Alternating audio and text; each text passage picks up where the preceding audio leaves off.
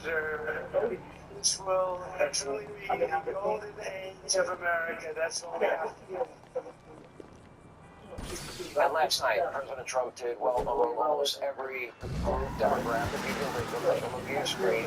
The real gains among both men and women and Hispanic American voters and African. Okay, the networks are down. The equipment is. Surprise the host that is here to CNN, Kamala's underperformance, all over the country. Just, frankly, took them by surprise. Take a look. So you asked how many places in the vice president is overperforming Joe Biden in 2020. So we can show you that as well. We just bring that out here.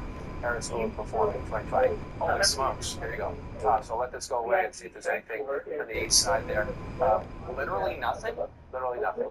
I think I'm going to do it. So Holy smokes. There's a massive shift in every state. Jersey. Jersey was within 5 points. Illinois around 8 points.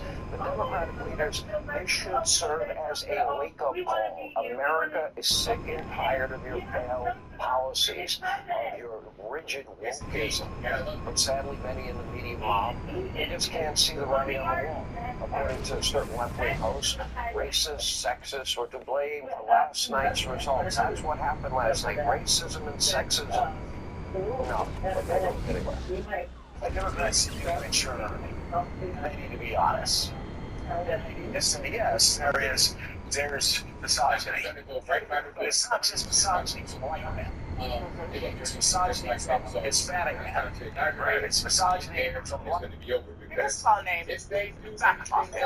A lot of people mistake us for Black Market. There could be more difference. Black Market sells fake luxury goods. On Black Market, you can find smartphones, laptops, tablets, and more. With all of them expensive refurbished. Pricing on the Black Market is all over the place. On the Black Market is 70% less specifically. So remember, stay away from the Black Market. Catch up on the Black Market for verified refurbished tech up to 70% less specifically. Yeah, well, that's great. Well, again, I just started thinking about the. So I'm going to check out Keelan. He's interested in setting up his LLC for his business. I'm going to show the Taylor brands come along with that. I'm making the launches of clothing brand called Great Crackle Pearls. What if I told you that there's a tool that you can leverage that will simplify it?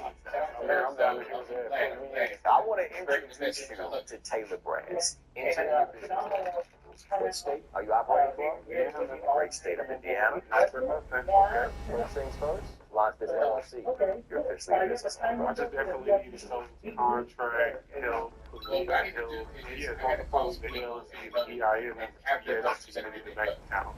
Seeing as that a partnership with Taylor Brand will definitely be a big process to the future business. And how much research you got to do, like everything is kind of like self-explanatory. All right. Well, San Diego will be loving to have you. I don't know about Black men, things we've all been talking about. Do not want a woman leading them. Black voters came through for Kamala Harris. White women voters did not. That is what it appears happened in that state. It's been a second opportunity that white women in this country have to change the way that they interact with the patriarchy. She is a person of color. She is a she is an interracial marriage. And I wonder, I have this question mark in my mind, whether all of those things combined was too much for the heights of this country. Let's be honest about this, okay? Let's be absolutely blunt about it. There were appeals of racism in this campaign, and there is racial bias in this country, and there is sexism in this country, and anybody who thinks that that did not in any way impact on the outcome of this race is wrong. Remember that whole narrative got started by Barack Obama, the brothers, and misogyny, and they don't want a woman, and then Stacey Abrams follows it up with, African-American men, there's racism and there's sexism. Look, the Trump haters, I get it. You're not in a good place right now. Maybe a little bit of latitude. Some on the left even melting down on social media. Some of it is actually quite hilarious after the Empire State Building lit up red to commemorate Donald Trump's wins. And meanwhile, comedian, listen to this, Jerry Seinfeld, called out his kids old school. Why? They're giving, you can't even make it up, distressed news. They're distressed over cover the election results. The day off. After the election. Forget about the land of the free, the home of the brave. We're now the home of what, liberal snowflakes? You know, one left-wing group is now even sending out texts. I got this from a friend of mine. I just got this text encouraging Democrats to grieve with loved ones and then take to the streets. What does that mean? My message to those deeply upset on the left, it's going to be okay. Just keep watching the show. We will amortize you. We will get your mind straight. The Rolling Stones. Listen, we've been on the air after elections that didn't go the way I wanted them to go. And you know what? We all survive. You don't always get what you want, but if you try sometimes, you might just find you get what you need. And America, frankly, needs Donald Trump after 4 years of nothing but disastrous policies of Joe Biden and Kamala Harris. This country's bloated, all-powerful bureaucracy's got to be held in check. Meritocracy, the foundation, the greatest system of wealth creation ever designed by man. It is called capitalism, not the Green New Deal. It must return to every industry in our country. Our borders must be secure. We're allowing in people that are committing murder and rape and violent crimes, cartels, drug dealers. I mean, gang members, what are we doing? Iranian, hit squads are in our country, and 12.5 million, we're going to give them, free sex change operations, free homes, free college education, and then amnesty?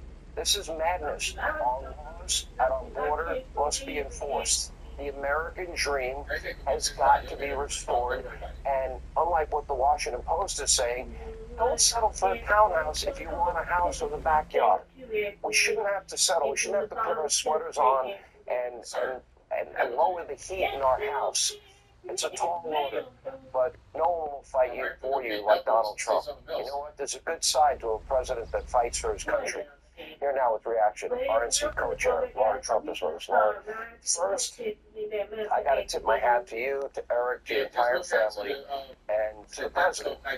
Yeah, you guys left nothing on the field. Absolutely, positively nothing. And I know. And when you first became RNC co-chair, you came right here on this program, and you promised this audience that you were going to do a lot of things.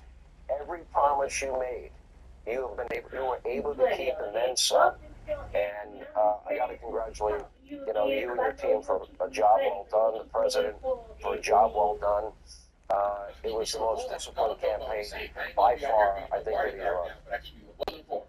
Oh, well, that's so nice. Thank you, Sean. I'll tell you, last night was an incredible experience, and no one deserves it more than Donald Trump. I mean, everybody out there knows this man has been through pretty much anything a human being can go through at this point. And, I think sometimes back to that very famous Oprah Winfrey interview in, I think, the 80s, where she asked Donald Trump, would he ever run for president? And he said, only if I felt my country needed me. Well, in 2016, this country definitely needed Donald Trump, but I don't think it has needed him more than we need him right now. And I think the American people, having a break from him for 4 years, seeing how bad it could get, fully understood that. And I believe that's why they came out the way that they did and overwhelmingly showed their support for him. But I just want to give a shout out really quickly to the team we had at the RNC. Thank you for saying that. I will tell you, Michael Watley, the chairman, and I, when we took over in March, said we have 2 promises we will make. We will get out the vote and we will protect the ballot. We never wanted to go through 2020 ever again. It was a horrible election. You had so many questions afterwards from so many people as to what happened and could we trust our electoral process. So we said Donald Trump is going to get those votes out. We were going to protect the ballot, and we put together our election integrity operation, and we had an incredible team. And to the 230,000 people out there who volunteered over the past several weeks of early voting and on election day, thank you. You guys made the difference. And I believe, Sean, that 2024 is the year that we have restored trust in our electoral process. and it was my honor to be a part of this. It surpasses anything of my wildest dreams to be a cog in the wheel here. It's absolutely incredible. You know, it's interesting. I know that there are a lot of conservatives and a lot of Republicans. They were very resistant to the idea of voting early, voting by mail, etc. You know, it's amazing to me that we probably won't get Arizona, Maricopa County results for another 10 days, but in Florida, with a much bigger population, what did we have the results in 45 minutes, and nobody questions the integrity in the process or has a lack of confidence in the results. It's now that the Republicans will have the House and the Senate, and Donald Trump will be president. I think there are a few basic things that we ought to have. And Kamala Harris, people may not know, once said she supports paper ballots because, you know, the Russians can't, you know, get into them. I said, okay.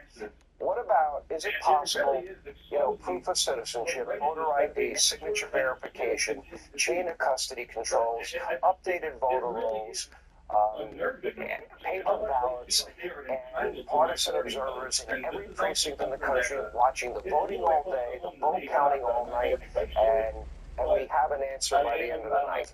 Can we not implement that nationally? Can that be done? Well, I think look, we have a lot of things going our way right now, don't we? We have Donald Trump who will be the next president. We have a Senate majority, obviously, and we're very looks pretty promising for the House. So I think you're right. Look, those issues you just discussed are what 90% plus of Americans agree on. You should be an American citizen to vote in American elections. That's the law, by the way. You should have some form of voter ID. It's amazing to me, Sean, that you have states like California where they say, please don't take out an ID. We don't want to see it. I mean, how outrageous is that? I've said for a long time, and I think you've said the same thing too, we don't have a perfect system right now. We had to get through this system, and we had to play the hand that we were dealt. We have election season now instead of election day, and a lot of nuance around the country that makes it very confusing and really concerning for a lot of people. Yes, maybe now is the time, once Donald Trump is inaugurated, we go forward and maybe we have something that passes so that we can have a blanket federal election process that every state abides by, and we feel really good about it all across the country. Every American deserves to know that in the United States, when you cast a vote, your vote matters and your vote counts. So should we start the betting pool now, considering your husband, Eric Trump, friend of mine, how many more depositions he might have, considering how many he's had to go through, which isn't really funny. But maybe we should have a pool in terms of who will first on the Democratic side talk about impeaching Donald Trump, and how soon will